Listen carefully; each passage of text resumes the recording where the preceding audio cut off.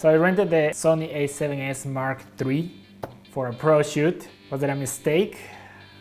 Of course it wasn't a mistake. The camera is great.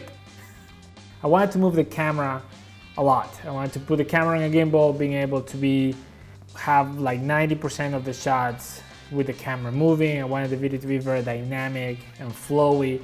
So I knew that I needed either somebody pulling focus for me, which would have meant adding one more person to the crew, or I needed to rent a camera with a reliable autofocus. We had a limited budget, so I decided to rent a camera with a reliable autofocus, which now, lately I've been watching a lot of videos about the A7S III, so I wanted to give it a shot. And the idea was to partner this up with the new Ronin S2, and long story short, it was great. I watched a couple of tutorials to see the best settings possible, not in terms of just image quality, but also I wanted to know that I was going to be able to edit this footage without being a complete pain in the ass. Choosing the right codec, choosing the right color profile. I shot everything on S-Log3 because I wanted to take advantage of that awesome dynamic range. I thought I had the best settings possible for the kind of shoot that I was going to do, but without really experimenting a lot and shooting a lot with the camera. I was kind of relying on people on the internet and my quick tests that I did here at home. But it worked out pretty good. I did have a little bit of an issue in two shots. I think it was because of the contrast and the lighting that I had in those two locations. One location was outside, it was backlit, so the background was a little bit overexposed, and I think the contrast between the subject and the background was messing with the autofocus, so I had a little bit of that, shifting focus when the autofocus is trying to find the subject, but it can't quite nail it. And then I had the same thing in a different location, this time indoors. Not sure why that is. Actually, I didn't even notice it during the shoot. I noticed it afterwards. It wasn't a huge deal, but that was like two shots out of 2 full days of shooting. I was counting on the subjects to be able to learn the lines of the script, deliver the lines as they were walking, and I was walking with the camera, and at the same time nailing focus. So having reliable autofocus was super important for this shoot. The camera did great. I was very happy with the results. So should you rent this camera before you buy it? Definitely. If you have a little bit of a budget, I think renting the camera and playing with it and be able to put it through a professional situation would be ideal before you commit to pay $3,500 just for the body of the camera. Before you make that financial commitment, it's great. It's a great idea.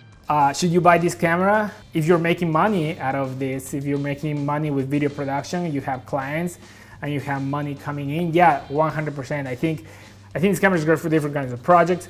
For example, if you work for an in-house video team of a company, or you're doing local, regional, smaller commercial stuff for social media, but you're making money out of it. This is your business, this is your livelihood. Then you have money coming in, then 100%. I think for the price of the camera, you get a lot of value, the super reliable autofocus, beautiful image quality, great dynamic range, good codec, video codec that I can actually edit with.